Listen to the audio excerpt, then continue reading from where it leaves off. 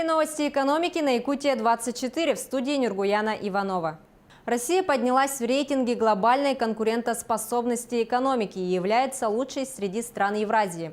Об этом свидетельствует индекс глобальной конкурентоспособности, выпущенный Всемирным экономическим форумом совместно с Евразийским институтом конкурентоспособности и консалтинговой компанией Strategy Partners. В качестве сильных сторон России отмечается размер внутреннего рынка, человеческий капитал и уровень развития базовой цифровой инфраструктуры. Слабые стороны связаны с развитием финансового сектора, ограничениями регулирования и конкуренции в отдельных секторах экономики. На первом месте в рейтинге конкурентоспособности стран США, за ними следуют Сингапур и Германия. Россия лучшая из стран Евразии, после нее Казахстан, хуже всех в Евразии выступил Таджикистан. О позитивных показателях российской экономики говорилось на совещании по экономическим вопросам, которое провел президент Владимир Путин.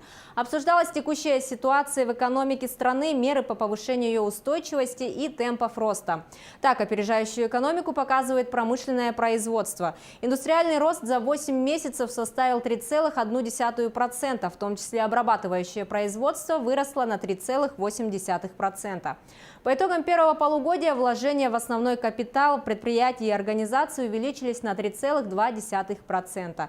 Растет и грузооборот транспорта, а также розничная торговля.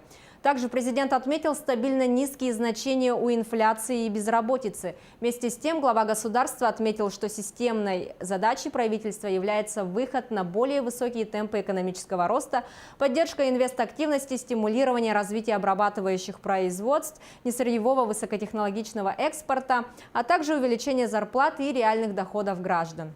Глава Якутии Айсен Николаев встретился с председателями постоянных комитетов парламента республики по поводу предстоящего принятия бюджета. Айсен Николаев подчеркнул, что бюджет будет непростой. Неналоговых доходов будет существенно меньше, прибавка ожидается от распределения федеральных субсидий. Председатели комитетов задали вопросы по оптимизации, скачку цен на бензин, субсидирований на молоко. Обсуждались вопросы авиации. Глава республики подчеркнул, что авиацию нецелесообразно делить на малую и большую, и настало время серьезно взяться за решение проблем в этой области. Ничего, кроме проблем в этой отрасли, сейчас не осталось, резюмировал глава Якутии. Что касается самой авиации, то в ближайшее время ремонтные работы по реконструкции взлетно-посадочной полосы аэропорта Якутск в связи с наступлением холодов будут приостановлены. Об этом сегодня сообщил министр транспорта и дорожного хозяйства Якутии Александр Тарасов. Общая длина искусственной взлетно-посадочной полосы составляет 3398 метров. Ремонтные работы производятся на участке 970 метров. Также для соблюдения требований безопасности полетов предусмотрена так называемая свободная зона. Это участок длиной в 180 метров. Сегодня для выполнения перевозок пассажиров, грузов, почты воздушным транспортом остается участок протяженностью 2248 метров. Это позволит самолетам летать без ограничений и изменений расписания. В конце строительного сезона, а это конец октября 2018 года, ремонтные работы будут приостановлены в связи с наступлением холодов. Они будут возобновлены в мае 2019 года. Мы собираемся в городе Якутске в аэропорту провести совещание с главным заказчиком администрации гражданских аэродромов и с представителем Росавиации, где определим сроки, подведем итоги первого года реконструкции, посмотрим, наметим планы, поработаем над проблемами и над теми задачами, которые у нас на сегодняшний день стоят. А на сегодня сколько работ, какие работы уже произведены и какие будут в следующем году? Ну, работы производились на самой полосе. Работы проводились вокруг, то есть по рулежным дорожкам. На будущий год предполагается, вот мы как раз на этом совещании планы еще раз отметим, но я так думаю, что предполагаться будет это вокруг взлетно-посадочной полосы вся инфраструктура портовская имеется в виду. Прогноз социально-экономического развития Якутии на период 2019 по 2024 годы озвучили на заседании правительства республики. Так прогнозируется положительная динамика основных макроэкономических показателей и стабильная социальная ситуация. Ожидается рост валового регионального продукта. На его рост повлияет динамика промышленного производства. Положительный эффект прогнозируется от реализации новых инструментов развития Дальнего Востока, таких как ТОР Южная Якутия и Кангаласы. И вместе с тем региональные инвестиционные проекты. В целом велась достаточно большая работа по определению приоритетов и повышению эффективности бюджетных расходов по всем 23 программам Республики Саха-Якутия. Задача ставилась о том, чтобы сбалансировать бюджет, чтобы он был устойчивым на весь период реализации государственного бюджета в трехлетнем периоде.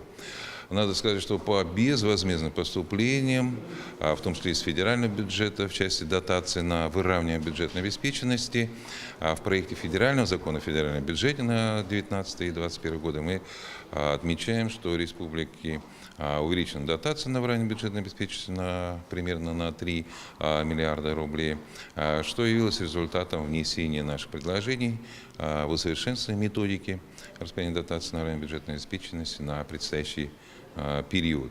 Объем инвестиционной программы Якутии без учета средств Дорожного фонда на 2019 год определен в размере 7 миллиардов 657 миллионов рублей.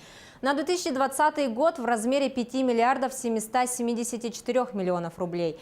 На 2021 год в размере 5 миллиардов 465 миллионов рублей.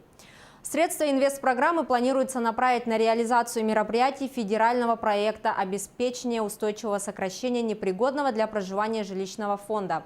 Также средства зарезервированы на создание новых мест в общеобразовательных организациях республики для ликвидации второй смены и на создание дополнительных мест для детей в возрасте от 2 месяцев до 3 лет в образовательных организациях дошкольного образования. Кроме того, строительство социальных объектов, в том числе объектов культуры и спорта. Среди приоритетов завершение строительства отдельных объектов участка Беркакит-Тамот железнодорожной линии Беркакит-Тамот-Якутск. На железнодорожной станции Кердем в Якутии в полном объеме завершены работы по увеличению мощности солнечной электростанции. Это первый опыт внедрения альтернативной электроэнергии на железнодорожной линии Беркакит-Тамот-Якутск. Монтаж солнечной электростанции был произведен в 2016 году в целях сокращения эксплуатационных затрат на выработку электрической энергии. Так, опыт двухлетней эксплуатации показал, что солнечная электростанция зарекомендовала себя как надежный источник электроснабжения. Это существенно снижает нагрузку на ДЭС и ведет к снижению потребления дизельного топлива. В год экономия затрат на дизтопливо составляет около 1 миллиона рублей, а при учете дополнительных расходов на обслуживание ДЭС экономия составляет не менее 1,5 миллионов рублей, сообщил начальник отдела сервисного обслуживания энергомеханической службы железных дорог Якутии Алексей Канаев. Курс иностранной валюты демонстрирует снижение. По данным Центробанка, по состоянию на 17 октября курс доллара США составляет 65 рублей 53 копейки. Курс евро – 75 рублей 92 копейки. На этом у меня все. Оставайтесь в курсе экономических событий на Якутия-24.